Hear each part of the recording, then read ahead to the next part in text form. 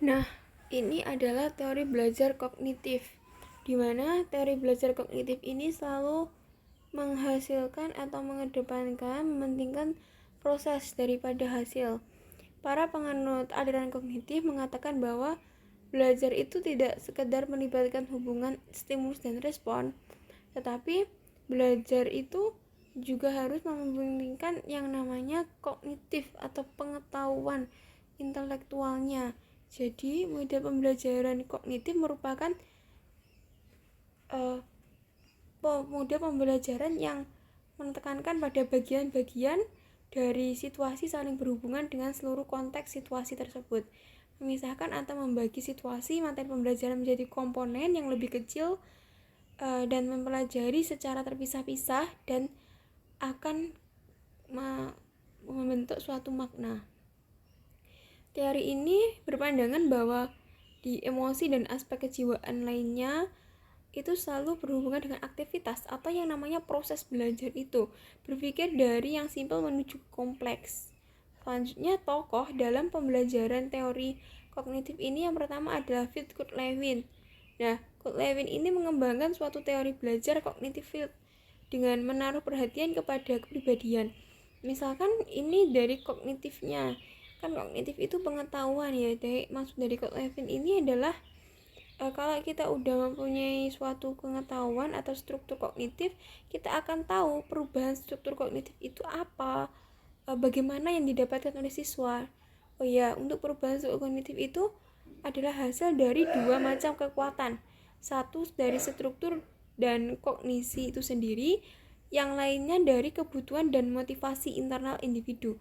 Jadi kalau siswa itu sudah memiliki suatu rasa, kalau saya belajar besok ulangan pasti bisa, ataupun kalau saya belajar setidaknya besok ulangan saya tidak menyontek. Nah, Kurt-Lewin ini mengedepankan juga bahwa belajar itu proses bukan hasil. Kalau hasil, ya kenapa belajar? Toh besok kita menyontoh bisa mendapatkan nilai yang lebih baik.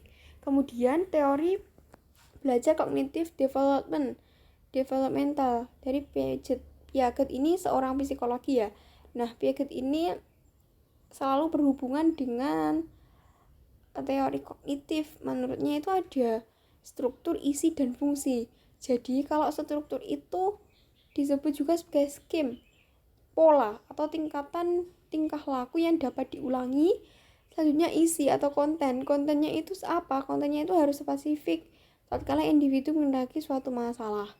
Kemudian kalau untuk fungsi atau vocationnya yang berhubungan dengan seorang mencapai kemajuan intelektual. Jadi kalau kita belajar, kan itu ada suatu proses belajar ya, entah itu membaca, menghitung, menulis. Di situ ada suatu yang namanya proses. Nah, fungsi ini sendiri terdiri dari dua macam, yaitu invarian, merupakan organisasi dan adaptasi.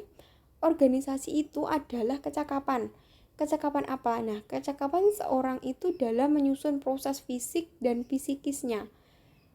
Kalau adaptasi itu individu bisa menyesuaikan dengan lingkungan kelas ataupun sekolah yang mewadai proses belajar. Selanjutnya, asimilasi dan akomodasi itu, kalau asimilasi pengertiannya proses penggunaan struktur atau kemampuan individu menghadapi masalah. Kalau akomodasi itu proses perubahan respon individu terhadap stimulus di lingkungan. Jean Piaget juga mengklasifikasi bahwa perkembangan kognitif dibagi menjadi 4. Sensory, pre-optional, concern, dan formal operation. Kalau sensory itu yang berkaitan dengan sensor. Jadi masih di taraf usia 0-2 tahun. Kalau pre-operasional itu pada usia 2-7 tahun. Kalau tahap pre-operasional ini biasanya anak itu simbol atau tanda, ini warna apa, bentuknya bagaimana gitu. Kalau tahap concert atau operasional itu di usia 7-11 tahun, dimana anak itu bisa mengetahui atau memusatkan dirinya pada karakteristik bahwa anak ini lebih cenderung hafal di matematika, perkalian, penjumlahan, pengurangan. Kalau si anak B ini lebih ke linguistik atau di membacanya, di literasi dan menulisnya. Kalau yang formal operation ini di kognitif yang udah remaja, usia 15 sampai 15 tahun. Kalau ciri di forward operation ini kemungkinan anak sudah memiliki pola pikir yang lebih matang daripada di 3 perkembangan tadi. Kemudian ada tokoh Jeremy Barner dengan kekuatan discovery learning.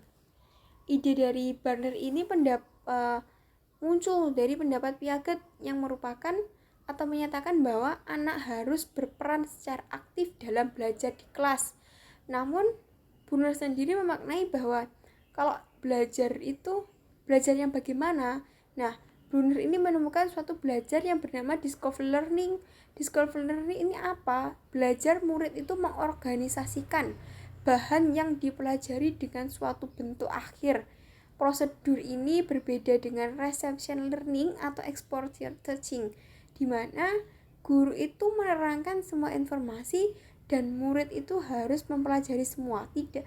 Jadi di situ kalau discovery learning ini belajarnya guru memberikan suatu topik masalah, siswa memecahkan sendiri dengan bahasanya sendiri, dengan kemampuan intelektualnya sendiri.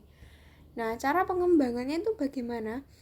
Menurut Brunner itu ya yang pertama mengorganisasikan metode penyajian. Terus tingkatan kemajuan itu dilihat sensorik, motorik, psikomotorik. Nah, kalau Brunner ini juga menyusun kurikulum dari suatu mata pelajaran harus ditentukan. Bukan menyusun kurikulum, Brunner ini juga mengungkapkan bahwa tingkatan kemajuan anak dari tingkat representasi sensori ke sensori konkret atau ikon, dan akhirnya menuju ke tingkat abstrak atau simboliknya itu tadi juga ada libatan dari yang namanya kurikulum. Kurikulum itu juga harus disesuaikan dengan keadaan lingkungan tempat tinggal. Misal kalau kurikulum di Indonesia ini sudah ganti beberapa kurikulum. Ya, dan sekarang kurikulum pergantian K13 ini ada lagi yang namanya prototype. Prototype ini kan kurikulum paradigma baru di mana capaian mata pembelajarannya itu tidak hanya di seperti di kurikulum K13. Kalau K13 itu prototype sama K13 bedanya kalau di prototype itu lebih menyesuaikan zaman sekarang yang ipteknya. Kalau di K13 itu masih belum ada sinkronisasi dengan iptek. Ya ada, tapi masih beberapa. Teori humanistik akan dibahas selanjutnya.